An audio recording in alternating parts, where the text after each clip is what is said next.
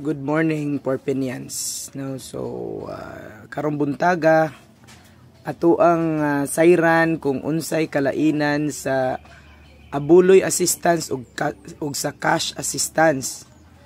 So ang cash assistance madawat na sa beneficiary kung ang iyang membro dili pa o wala pa nakaabot sa contestability period pero nakaabuloy na sa kapunungan ni Porpi. So mao nay unya mamatay. So mao nang tagaan og cash assistance.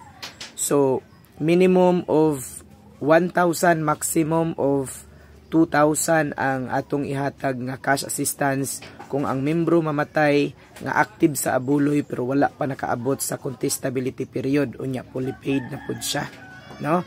So ang abuloy assistance mao na ihatag sa membro kung nakaabot na siya contestability period, unya fully paid siya, unya aktibo siya sa iyahang abuloy, which is ang standard computation mao ang active member times 10 pesos times 2% divided by 10 equals abuloy assistance, no? So mao nay kalainan. Usbunato ang cash assistance madawat sa tagtungod diin ang membro fully paid na pero wala pa nakaabot sa contestability, unya aktibo siya sa abuloy, unya mamatay ang membro. So mao ni madawat ang cash assistance, which is minimum of 1,000, maximum of 2,000 pesos.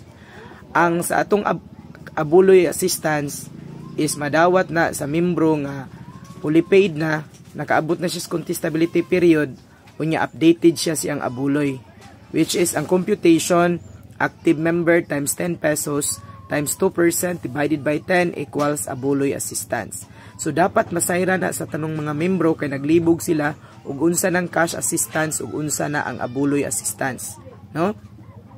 So sayon kayo sabton, sayon kaayo nga makuha ang mga benepisyo ni 4PMSI pag once kita usa ka membro diin nagpatalinghog ug diin naminaw ug nagpakabana sa atong obligasyon isip usa ka active nga member, no? So nindot kaayo ang kapunungan kay makatabang gyud. Nindot kay ang kapunungan ni 4PMSI kay talagsaon kay kini diin makatabang sa tanang tao, labi na gyud sa ato ang pamilya nga biyaan, no?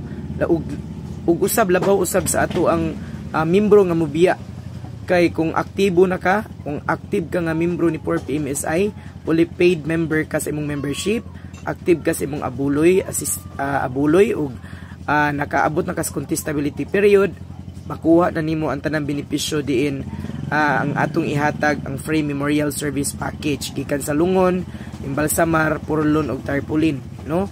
Unya makadawat pa gyud og abuloy assistance ang tagtungod pag once mo biya ta nga naka fully paid na ta, unya nakaabot na ta sa contestability period og aktibo pud ta sa atong obligasyon sa atong abuloy, no?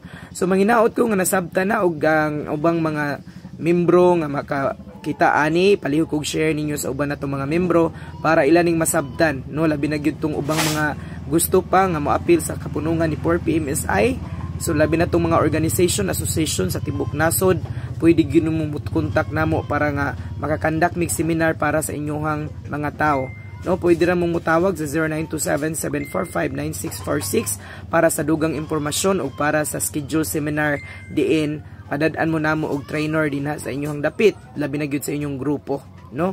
Manginaot ko nga ang tanang mga membro, ang tanang mga bag-o ug daan nga mga membro, mga coordinator ug mga leaders ni 4PMSI masabtan ang ato ang mga patakaran ug ilang ma-disseminate ug mahibaw nga sa tanang membro sa sakto ug tama nga paagi ug sa tukma, no, nga mga diskusyon sa ato ang mga membro para nga masabtan gayud kini, no? So daghang salamat ug maayong adlaw kanatong tanan.